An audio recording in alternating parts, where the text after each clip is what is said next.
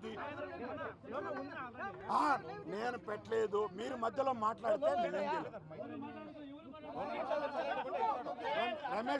Ramesh okay, ఆయన ఎవరు ఇప్పుడు ఇందాక ఐ న్యూస్ అనేది ఐ న్యూస్ నాతో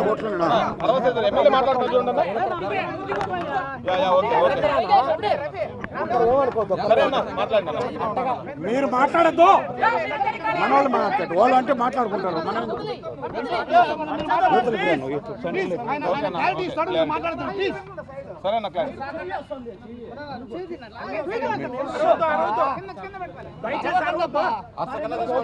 మరి మమ్మల్ని తిడతారు నా మళ్ళా మీరు.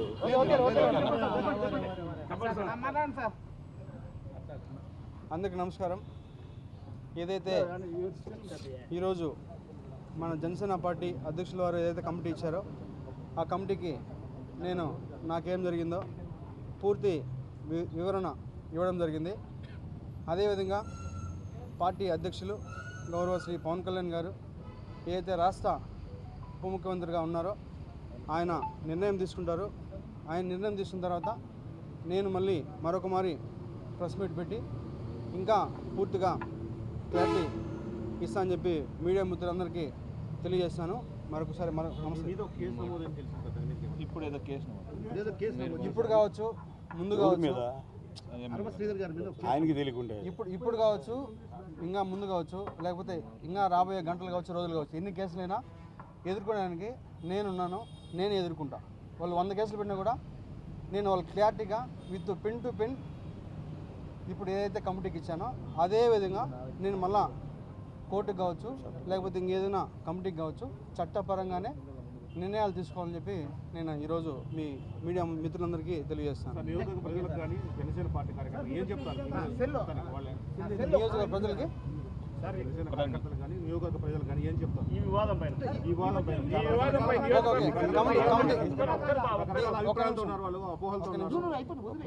నాకు ఎవరైతే ఆ వ్యక్తికి జరిగిందో పూర్తిగా ఇది వ్యక్తిగత విషయం. దయచేసి ఎవరు కూడా పార్టీలకి రుద్దొద్దు. ముఖ్యంగా జనసేన పార్టీ అనే పేరు ఎత్తకుండా వ్యక్తిగత జరిగిన విషయం కాబట్టి వ్యక్తిగతంగానే నేను కమిటీకి సబ్మిట్ చేశాను. కమిటీ ఏదైతే మన పార్టీకి చెప్తుందో అదేవిధంగా పార్టీ కూడా నాకు చెప్తారో ఆ చెప్పిన తర్వాతే నేను ముందుకెళ్తాను. సరే, ఇది ప్రజాబాహుళ్యం కాదా? ఒక నిమిషం ఇది ప్రజాబాహుళ్యం కాదా? ఇంత ఓపెన్ గా ఇంత ట్రాన్స్పరెంట్ బయట ఉంటే ఏందండి మీరు? ఒక నిమిషం, ప్రజాబాహుళ్యంలోకి ఎప్పుడు వస్తారు? ప్రజాబాహుళ్యంలోకి ఎప్పుడు వస్తారు? ఇప్పుడు ఎక్కడున్నారు మీరు? ఎక్కడున్నారు ఇప్పుడు మీరు?